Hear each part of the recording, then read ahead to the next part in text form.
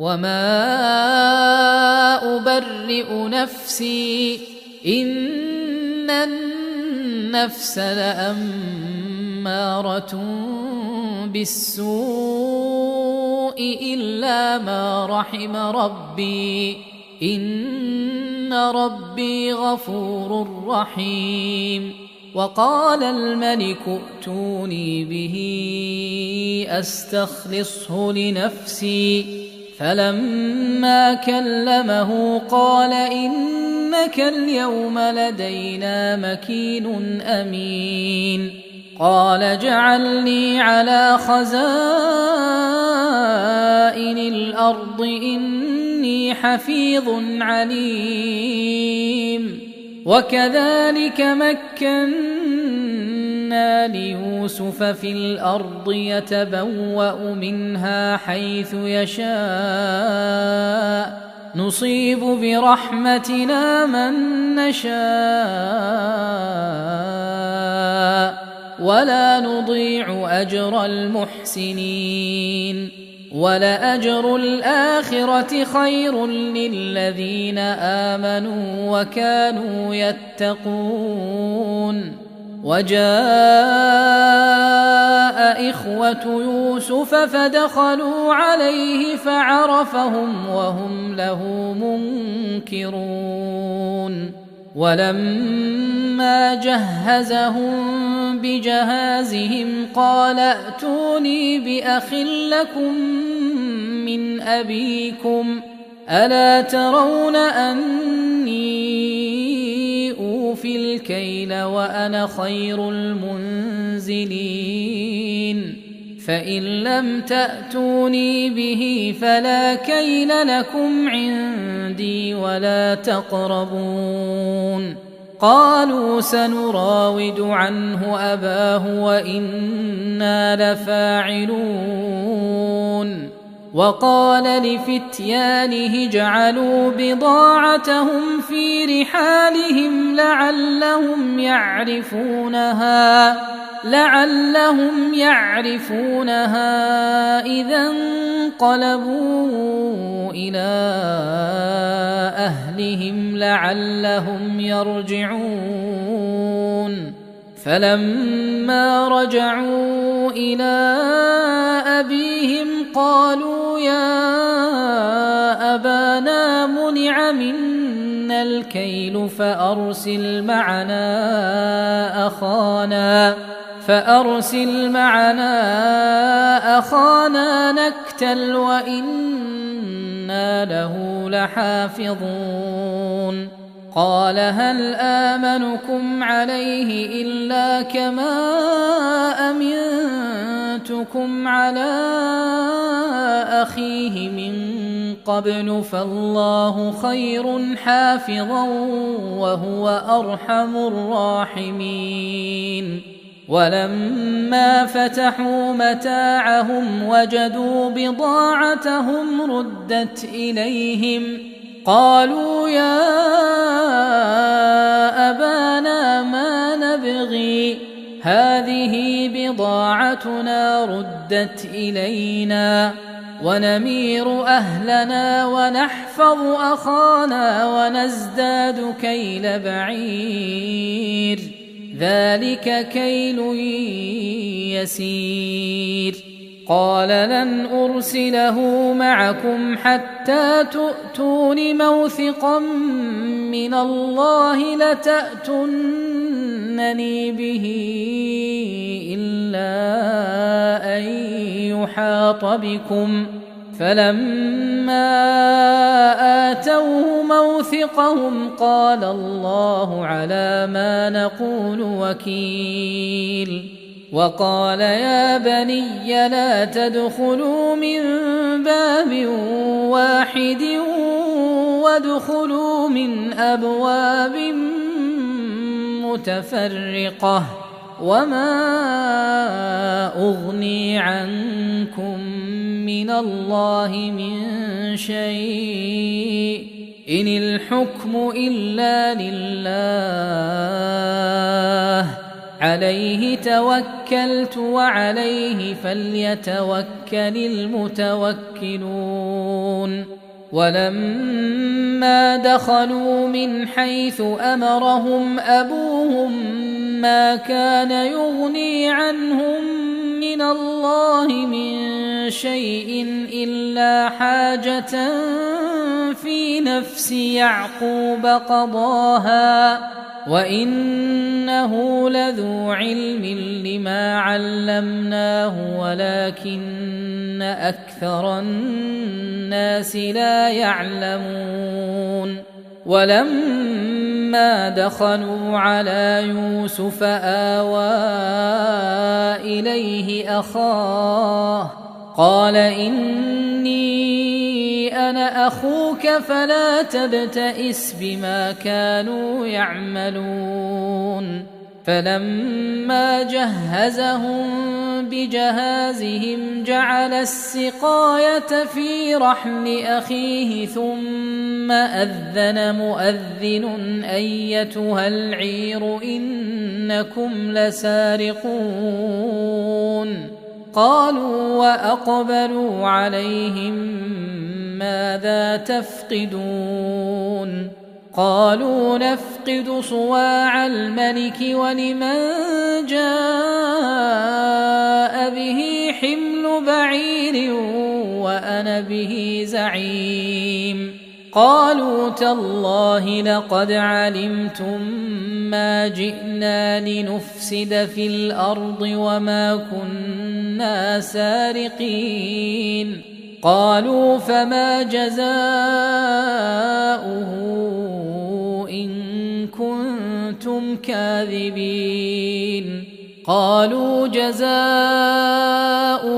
من وجد في رحله فهو جزاؤه كذلك نجزي الظالمين فبدأ بأوعيتهم قبل وعاء أخيه ثم استخرجها من وعاء أخيه كذلك كدنا ليوسف ما كان ليأخذ أخاه في دين الملك إلا أن يشاء الله نرفع درجات من نشاء وفوق كل ذي علم عليم قالوا إن يسرق فقد سرق أخ له من قبل فأسرها يوسف في نفسه ولم يبدها لهم قال أنتم شر مكانا والله أعلم بما تصفون قالوا يا أيها العزيز إن له أبا شيخا كبيرا فخذ أحدنا مكانه إنا نراك من المحسنين قال معاذ الله أن نأخذ إلا من وجدنا متاعنا عنده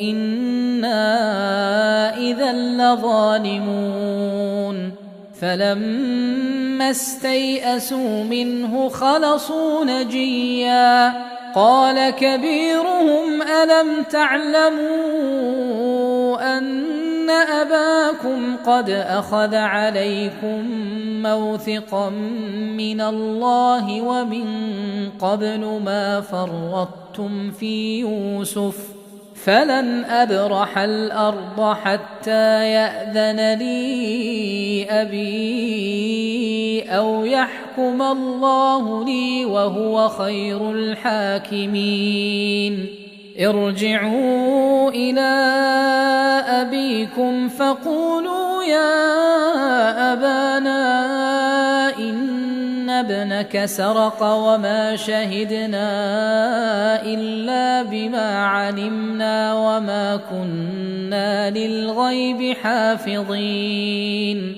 واسأل القرية التي كنا فيها والعير التي أقبلنا فيها وإنا لصادقون.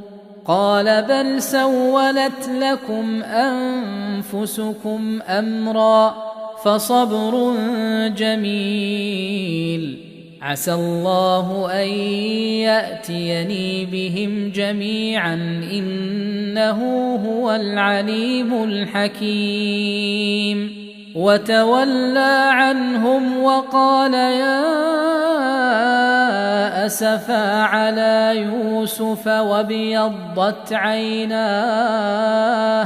وابيضت عيناه من الحزن فهو كظيم.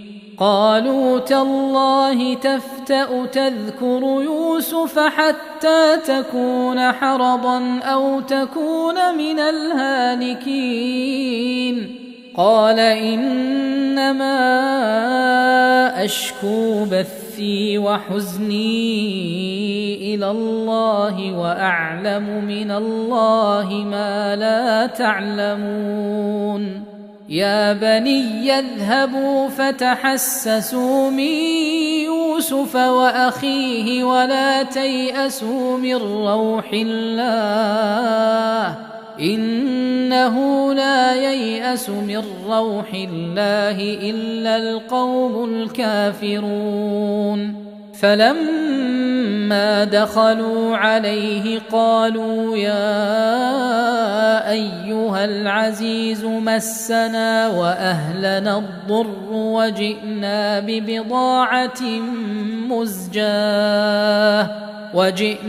ببضاعة مزجاة فأوف لنا الكيل وتصدق علينا إن الله يجزي المتصدقين. قال هل علمتم ما فعلتم بيوسف وأخيه إذ أنتم جاهلون؟ قالوا أئنك لأنت يوسف؟ قال أنا يوسف وهذا أخي قد من الله علينا إنه من يتق ويصبر فإن الله لا يضيع أجر المحسنين. قالوا تالله لقد آثرك الله علينا وإن كنا لخاطئين. قال لا تثريب عليكم اليوم يغفر الله لكم وهو أرحم الراحمين. اذهبوا بقميصي هذا فألقوه على وجه أبي يأت بصيرا وأتوني بأهلكم أجمعين. ولما فصلت العير قال أبوهم إني لأجد ريح يوسف لولا أن تفندون. قالوا تالله إنك لفي ضلالك القديم. فلما أن جاء البشير ألقاه على وجهه فارتد بصيرا قال ألم أقل لكم إني أعلم من الله ما لا تعلمون. قالوا يا أبانا استغفر لنا ذنوبنا إنا كنا خاطئين. قال سوف أستغفر لكم ربي إنه هو الغفور الرحيم. فلما دخلوا على يوسف آوى إليه أبويه وقال ادخلوا مصر إن شاء الله آمنين ورفع أبويه على العرش وخروا له سجدا وقال يا أبت هذا تأويل رؤياي من قبل قد جعلها ربي حقا وقد أحسن بي إذ أخرجني من السجن وجاء بكم من البدو من بعد أن نزغ الشيطان بيني وبين إخوتي إن ربي لطيف لما يشاء إنه هو العليم الحكيم